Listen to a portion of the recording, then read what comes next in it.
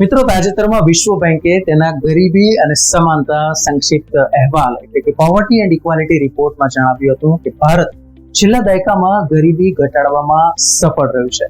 Report અનુસાર ભારતે વર્ષ 2011-12 થી 2022-23 ની વચ્ચે 17.1 કરોડ લોકોને અત્યંત ગરીબીમાંથી બહાર કાઢ્યા છે. નમસ્કાર, રિયલ વોઇસ ઓફ ઇન્ડિયામાં આપનું સ્વાગત. મારું નામ છે નેહલ મોદી. ગરીબીની વ્યાખ્યા અનુસાર એક વ્યક્તિની આવક દૈનિક 172 રૂપિયાથી ઓછી હોય તો તેને ગરીબ કહેવાય છે, જે અનુસાર ગરીબીમાં ઘટાડો નોંધાયો છે. વર્ષ 2011-12માં ગરીબી 16.2% ઘટીને 2022-23માં 2.3% થઈ છે. આના કારણે 17.1 કરોડ લોકો ગરીબી રેખાથી ઉપર આવ્યા છે. અહેવાલ મુજબ ગામડાઓમાં અતિશય ગરીબીમાં જીવનારા લોકો 18.4%થી ઘટીને 2.8% થયા છે, તો શહેરી વિસ્તારોમાં ગરીબી 10.7%થી ઘટીને 1.1% થઈ છે. ગ્રામીણ શહેરી તફાવત 7.7%થી ઘટીને 1.7% થઈ છે. આ વાર્ષિક ધોરણે 16%નો ઘટાડો છે. આ સિદ્ધિ હાંસલ કર્યા બાદ ભારત ઓછી મધ્યમ આવક ધરાવતા દેશોની શ્રેણીમાં આવી ગયું છે.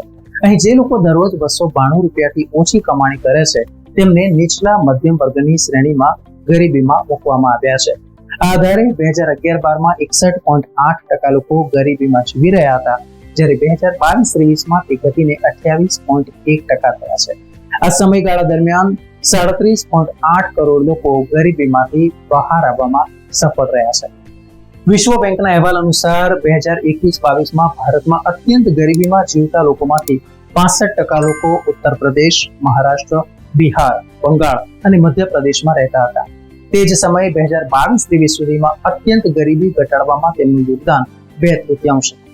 ગરીબી પર નીતિ આયોગ 2024ના અહેવાલના 3 મુદ્દા છે. તેની જો વાત કરવામાં આવે તો છેલ્લા 9 વર્ષમાં ભારતમાં 24.8 કરોડ લોકો ગરીબીમાંથી બહાર નીકળી ચૂક્યા છે.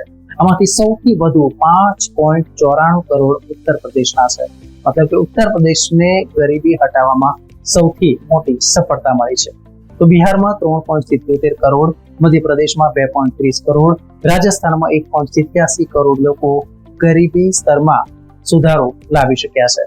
ભારતમાં ગરીબીનો દર વર્ષ 2013-14માં 29.17%થી ઘટીને 2022-23માં 11.28% થવાની ધારણા હતી. છેલ્લા 9 વર્ષમાં 17.89%નો ઘટાડો થયો છે. આમ એક સમયે બીમારું સ્ટેટ ગણાતા રાજ્યો હવે દેશનું ગ્રોથ એન્જિન સાબિત થઈ રહ્યા છે. ન્યૂઝ, વ્યૂઝ અને એનાલિસિસ માટે આપ જોતા રહો રિયલ વોઇસ ઓફ. ધન્યવાદ. મિત્રો, આપ યુટ્યુબ ઉપરાંત ફેસબુક, ઇન્સ્ટાગ્રામ, એક્સ સોશિયલ મીડિયાથી પણ અમારી સાથે કનેક્ટ રહી શકો છો. દેશ વિદેશના તમામ સમાચારો વાંચવા માટે અમારી વેબ પોર્ટલ revoy.in ઓપન કરશો. ધન્યવાદ.